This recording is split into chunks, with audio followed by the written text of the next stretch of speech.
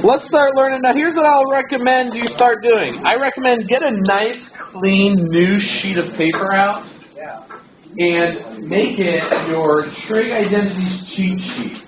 So we're going to learn 3 types of Trig Identities today. You're going to want to get those written on it. And then you're going to want to keep it in nice, clean shape because we're going to continually add more and more identities to it. Yeah, you should be able to fit all identities on a page. There's a lot, but yeah. And there's some great websites out there where you can actually print Trig Identity cheat sheets. Some of them have more identities than we will be memorizing, but these will be memorized. The cheat sheet is just for you to use while practicing. When it comes to test time, you got to know them. Are they just going to be like, yeah, the word identity basically means a statement that's always true. And so we're going to use these. We're going to learn all these basic identities, and then we're going to use them to prove more complicated identities. The reality is there are infinitely many trig identities in the world. Not all of them, most of them, 99.9% of them are not worthy of memorization, right? It would be... You're asking me. You're not going to memorize all of them. There's too many. So what we do is we memorize only the ones needed so that we could then prove the rest if we need to. Okay? That's how it works. Most of these identities you're looking at today, stop it. Did you deserve it? Whoa. My voice is gone. Okay. Most of these we already know. We've never written them like this, or we've never put the word reciprocal identity to them, but you know that sine is 1 over cosecant, and cosecant is 1 over sine, and you should know the quotient identities already, tangent, cotangent. So those should be nothing new, and then the new ones today are the 3 Pythagorean identities. If you really count up all of these identities, there's so many we're going to memorize, but really, is there going to be that much work to memorize these by Friday? You already know them. The Pythagorean identity is the only one that's new to you, and really it's the most important of all the identities. That's probably the one you're going to remember for the rest of your life. You'll be 60 and somebody's like, hey, do you know what cosine squared plus sine squared is? He's like, yeah, totally, it's 1. You've learned the reciprocal. Right, exactly. Now, on our cheat sheet, do you want us to write everything that's on the board? Or do you just want to write I would get all of the titles of them and then all of them. The reality is, you could argue there's only 3 reciprocal identities, these 3, because if you know these first 3, don't those also tell you the next 3? If sine is a reciprocal of cosecant, then by definition of reciprocal, then cosecant is a reciprocal of sine. But we like to list them all separately. So you could argue, that there are 23 trig identities, but what you count and don't count as a unique, new, different identity is. So the reality is, all you need to say is tangent is sine over cosine. Then can you combine this with the reciprocal identity to prove cotangent is cosine over sine? So do we really count these as 2 separate identities, or are they just one and the same? I mean, it's up to you. If you want to tell somebody, I've memorized 57 identities, and go for it. The reality is, you're only going to memorize like 23 or something.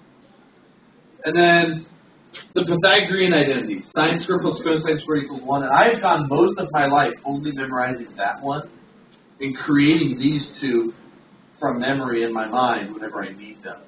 But I do recommend you memorize these. It is important to have these in your memory banks because, like I said, we're going to be using these to do proofs. And these proofs are not easy. And the only way you can be good at these proofs, and this is probably something you never want to hear from a teacher, the only way to become good at these proofs is to be able to look at it and just see it. And the only way you can look at a problem and see it and know what to do is if you have all of these in your memory. You look at a problem and you immediately, in your mind, see the trig function start moving around on the paper. You see a secant become a 1 over cosine. You see a sine squared and a cosine squared combined together to create 1. I mean, it really is, you are doing steps in your head. To be good at these proofs, you have to be able to do these problems 4, 5, 6, 9 steps ahead in your brain. And the only way you can be able to do that quickly by looking at it is if you've got these memorized down pat in your brain.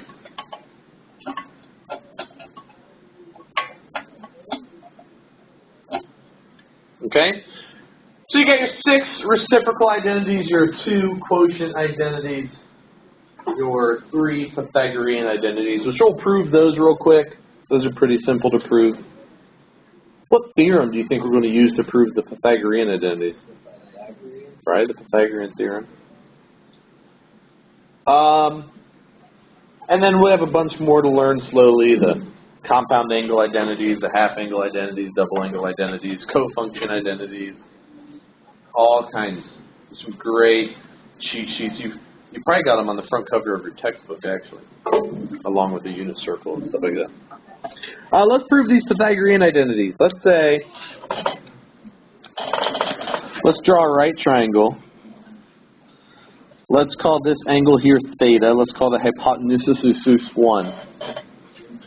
If you've got a right triangle, the right triangle, one of the angles is theta, the hypotenuse is 1. No, it's part of your notes now. What can I call this side of the triangle? That's going to be sine theta. And what's this side of the triangle going to be? That's going to be the cosine of theta. And according to the Pythagorean theorem, doesn't cosine squared plus sine squared have to equal 1 squared? Okay, that's it. Okay, that's a proof of the Pythagorean identities.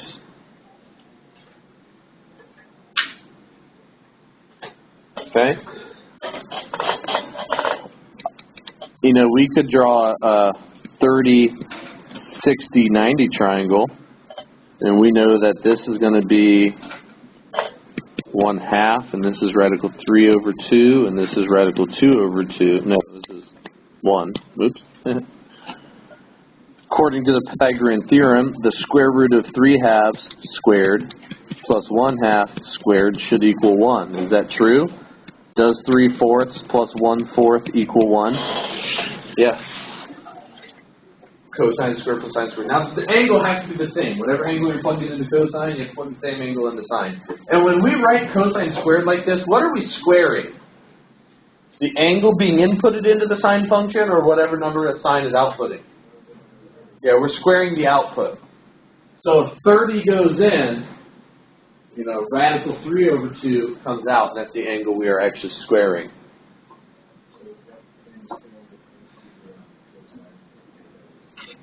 Right, so you could say cosine theta squared. That is the same thing.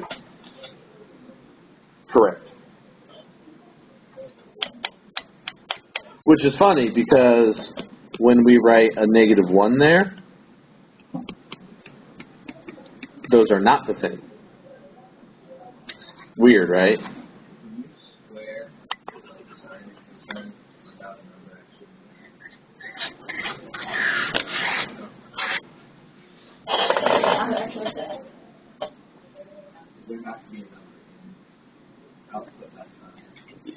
Yeah.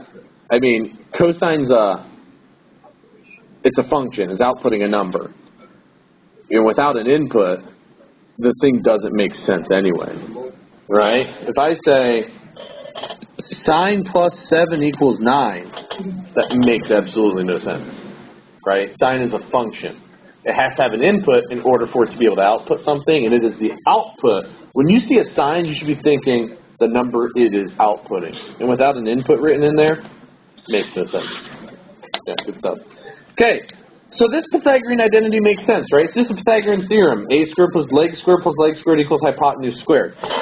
So how did these other two functions come about? Well, if you take your original Pythagorean identity, sine squared plus cosine squared equals 1, and if I just divide both sides of this equation by cosine squared, and on the left side, I'm going to distribute that division, okay? What is sine squared divided by cosine squared? Yeah, what's sine divided by cosine? Tangent, and then square that, so you end up with tangent squared theta. Well, what's cosine squared divided by cosine squared? 1. And then what's 1 over cosine? secant. So just by dividing both sides of your Pythagorean identity by cosine, you get the second version of the Pythagorean identity, which is 1 plus tangent squared equals secant squared. What if the hypotenuse isn't equal to 1? So let's suppose we have a right triangle whose angle is theta and the hypotenuse is, pick a number, 3. So if you've got a right triangle where one of the angles is theta and the hypotenuse is 3, what can I call this length here? It's going to be 3 sine, and this is going to be 3 cosine. Because isn't sine opposite over hypotenuse? So if I divide this by this, if I divide opposite by hypotenuse, don't I get sine theta? Yeah. Which you should. Then if you're going to get 9 cosine squared theta plus 9 sine squared theta equals 9. Is that a true statement? Yeah, factor 9 out. 9 times 1 is 9. Make sense? Yeah, it does not matter what the size of the triangle is. Good question. How could I create this third version of the Pythagorean identity? Take our original and divide both sides by sine squared. Sine squared divided by sine squared is 1. Cosine squared divided by sine squared is cotangent squared. 1 over sine squared is cosecant squared. So you've got the sine squared plus cosecant squared, and you not only have to have those memorized, you also have all the different ways they could be rewritten. For example, if you ever see 1 minus cosine squared theta, you need to immediately think, oh yeah, that's sine squared. Oh, I got it out. Okay? Because if you just subtract the cosine squared from both sides, 1 minus cosine squared equals sine squared. So we use these identities to do substitutions. If you ever see a 1 minus cosine squared, you can replace it with sine squared. If you ever see a sine squared, you can replace it with 1 minus cosine squared. If you ever see a cosine squared plus sine squared, you can replace that with a 1, substitute in a 1. So not just memorize those, be able to identify, hey, 1 minus cosine squared, that's a Pythagorean identity just rewritten. Okay? Does that make sense?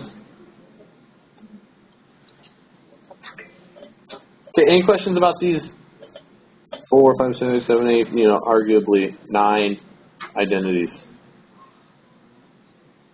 Good. Here's a good question. Let's ignore the question. Let's suppose all they tell me is this. So let's ignore the rest of the wording. I have some angle theta. I'm not going to tell you anything about it, though. Theta. If I plug that angle theta into the cosine function, it outputs 0.8. With that information, find for me the sine of theta. Huh? Partially correct. We can use our Pythagorean identity to do this. Cosine squared theta plus sine squared theta equals 1. Where I'm going to plug 0.8 in for what? So we've got 0.8 squared plus sine squared theta equals 1. So yeah, so we're still talking about the angle theta, but I don't know what that angle is anyway. Oh, so when you plug in theta. 0.8 is not theta. I'm not plugging anything in for theta. I don't know what theta is. But cosine of theta, the output of that function is 0.8. So we subtract, so you get sine squared theta equals, what's 1 minus 0.64? That's 0.36. Now what do I do to both sides? So I get sine theta equals what? Plus or minus 0.6.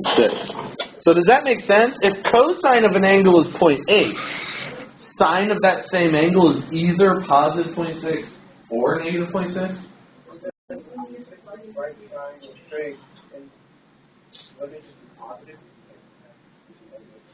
Yeah, absolutely you have negative sign. Right?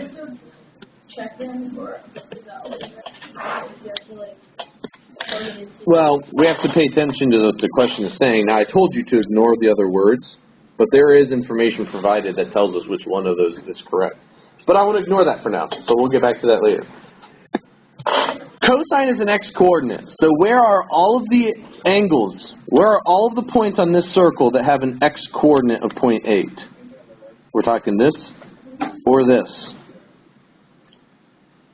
There are infinitely many angles that have an x-coordinate of 0.8, but only 2 of them are unique terminal sides.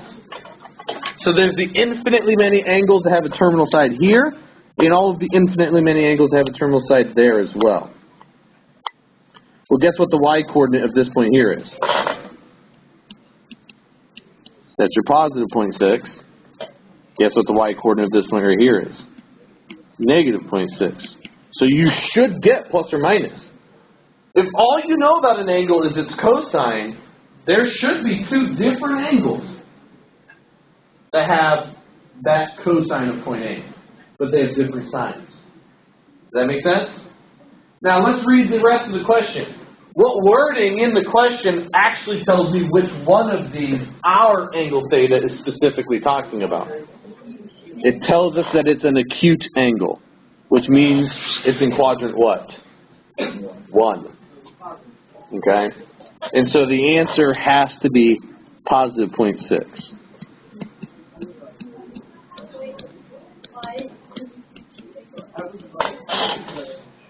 The definition of acute is between 0 and 90. No, your initial side is always positive.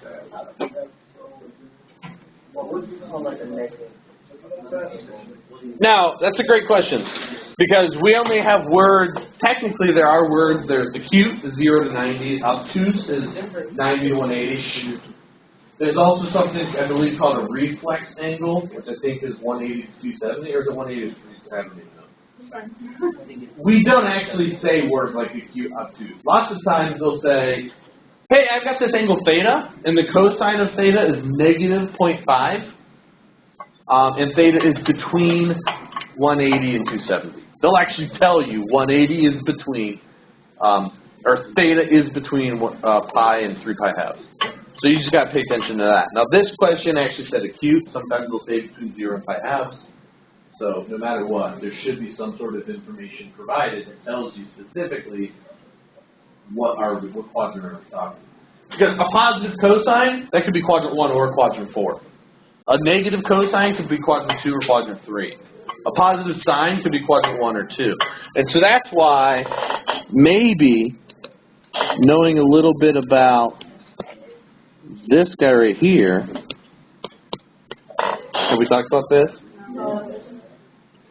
In quadrant 1, every single trig function, or all, the letter A stands for all. In quadrant 1, all trig functions are what?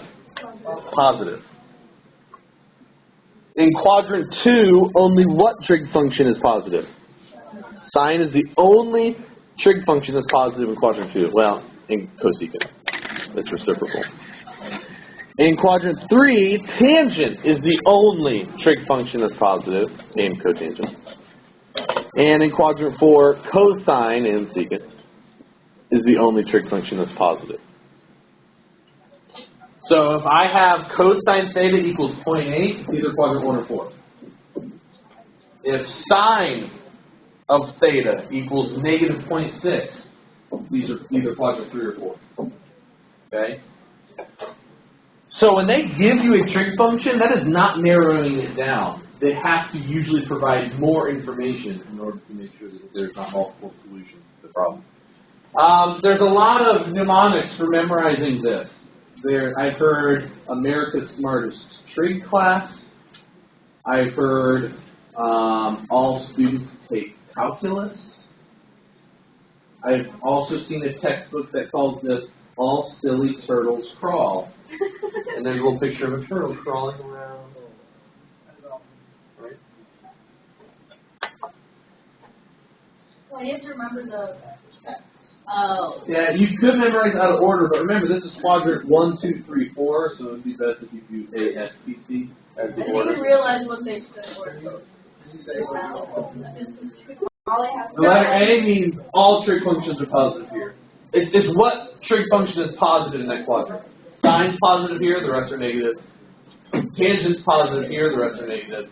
Cosine's positive here, the rest are negative in that quadrant. I once told a story to a class. I'm a little bit obsessive about having antiperspirant. Right? A little bit obsessive. So when I wake up in the morning, getting ready for the day, and realize I'm out, it's a bit of a stressful day. Real self-conscious, right? Feel sweaty, do I smell? Very nervous. I cake it on there. They recommend 2 clicks, I do 6. Are you making this up or just like a real? This is a true story. So one day I ran out of deodorant, and I was thinking, oh no, what am I going to do? Refuse to wear my wife, this is gross. Sharing armpits. With someone. Yeah. So my solution was, okay, if I can find an undershirt that I wore maybe the day before, probably still got some done down there. Oh my God. Right? And so I went to the laundry basket, found an undershirt, and put it on. Guys, that makes sense, right? That really makes sense. No, that absolutely makes sense. Better than nothing. Well, apparently this grosses people out, and of course I told them that morning. I don't know why I wouldn't. And so then later that year, somebody was like, here's how I remember it. All shirts of Troy are crusty. Hey, whatever gets you to remember it. Whatever works. Right? That's so gross. It worked, Who did it? I think. I don't know. I know the difference. What? I do? Yeah. You always talk about how at each period you have pit stains. And your grandma, you had On the undershirt. cartwheel. That's why I wear the undershirt. The barrier. Oh my God. Summer sometimes wear 2. It makes you sweat more. I know, that's right. That's supposed to be funny. You're supposed to realize, like, that makes no sense. But whatever.